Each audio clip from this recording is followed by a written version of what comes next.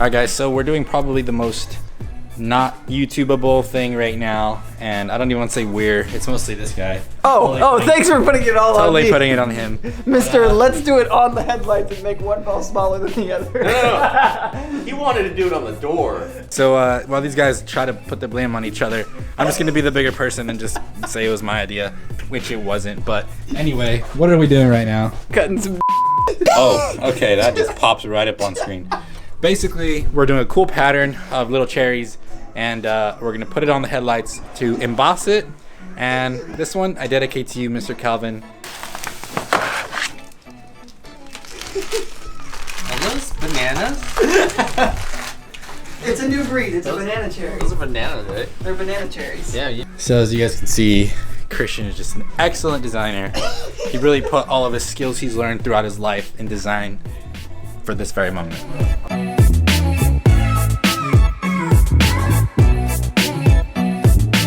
Rub it. You gotta rub it in. Gotta rub one out.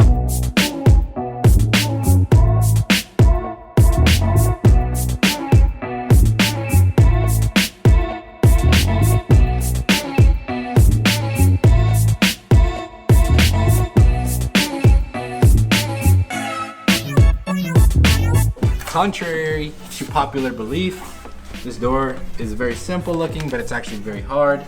The only reason is it has this really deep recess here. Huh? Get a silver one. Get the black one. Oh, silver. Never mind. Silver one. Don't sign his engine because they show his engine a lot. You have this very defined body line here. I don't know what Nissan was doing. Honestly, I think it looks amazing.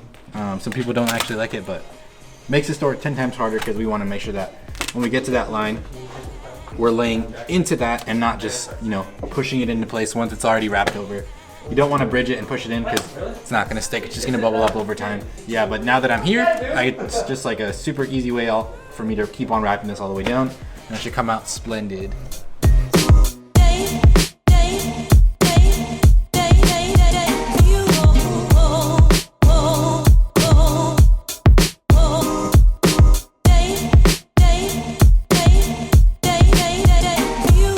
Alright guys, so pretty much everything's wrapped up on the 240 as far as chassis.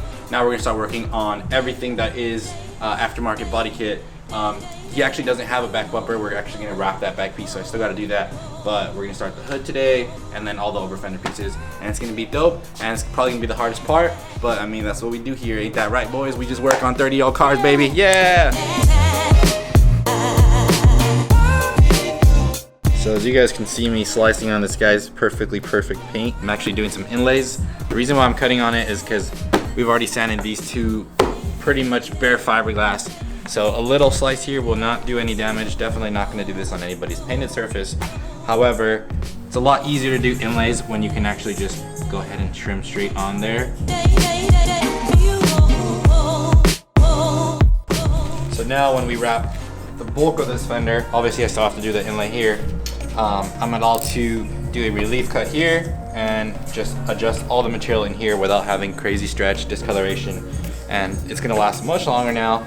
This is literally just there to make sure that this wrap looks good in the long run, even though Calvin's probably gonna crash this into something, which probably, knock on wood, he's okay and everything, but definitely gonna go into a curb for sure.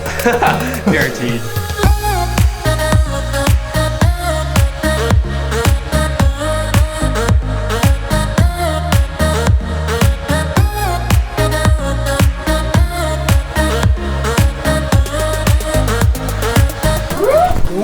Alright, so Johnny forgot to record this, but I gotta show you guys. It looks super dope. Sorry. So we're just gonna be wrapping that back plate. Obviously, this is what used to be where the bumper used to go, but I just feel like it looks good without it, man.